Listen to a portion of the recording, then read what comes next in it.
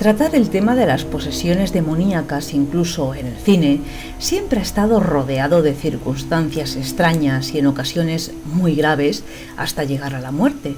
Todos recordáis la película El Exorcista de 1973, que se basaba en una historia real, en la que un niño que vivía en Washington comenzó a presentar signos de posesión maligna. Aparecían escritas en su piel palabras como infierno, comenzaban a moverse objetos y el niño además ejercía una fuerza increíble hasta el punto de ser necesarios varios hombres para reducirlo. Después, tras grabar la película, todos los participantes sufrieron acontecimientos sobrecogedores e inexplicables, algunos en menor grado, pero otros lo sufrieron de forma muy grave, llegando incluso hasta la muerte. Pero muertes prematuras, poco tiempo después de la grabación y plagadas de episodios poltergeist. Muchos años después, unos productores se han encontrado con el valor para recrear otra historia real de posesión demoníaca que aconteció en Alemania, el caso de Emily Rose. La joven comienza a padecer los primeros síntomas en 1968 y el caso llega a su final con la muerte de esta en 1976. Durante este largo periodo vive un auténtico infierno con visiones demoníacas y alucinaciones que la atormentaban continuamente.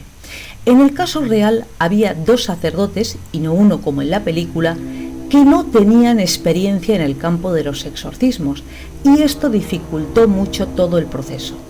La joven en un momento determinado deja de comer, signo muy habitual de los posesos, ya que el demonio les impide ingerir alimentos a fin de debilitar su cuerpo físico y su voluntad. La joven comenzó a perder peso. Tanto la familia como la joven, ya mayor de edad, solicitaron expresamente un exorcismo, pero la pérdida de peso continua hacía muy difícil la cooperación de la joven al tener mermada su capacidad física y mental. Al final se dio un desenlace dramático, consecuencia del cual los 2 sacerdotes fueron procesados y condenados.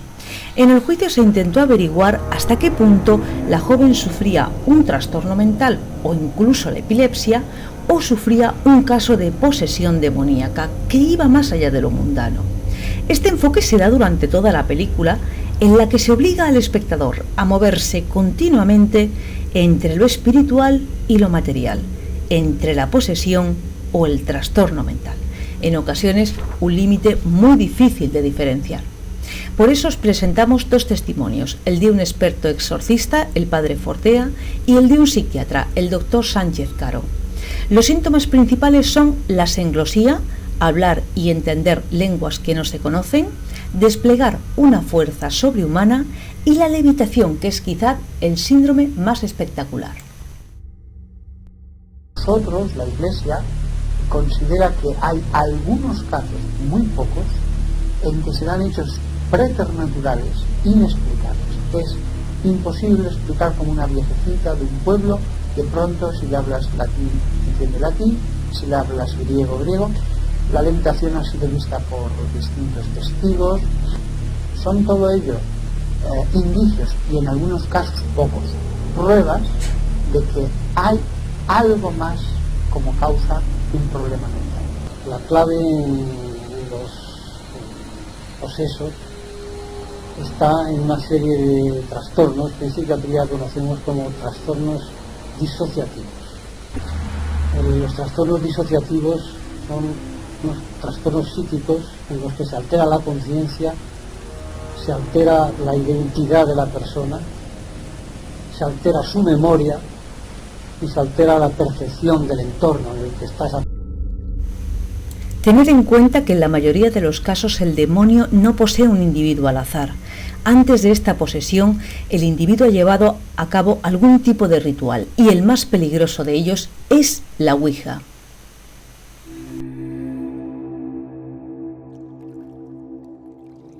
Sí, como norma general, el demonio está alrededor de la persona y solamente se mete dentro si uno le abre la puerta, y el modo de abrir la puerta pues es cualquier invocación a espíritus desconocidos, la Ouija, el espiritismo, la santería procubana, ritos de la New Age, de todo lo que sea magia, brujería, conjuros, hechizos, invocando a espíritus.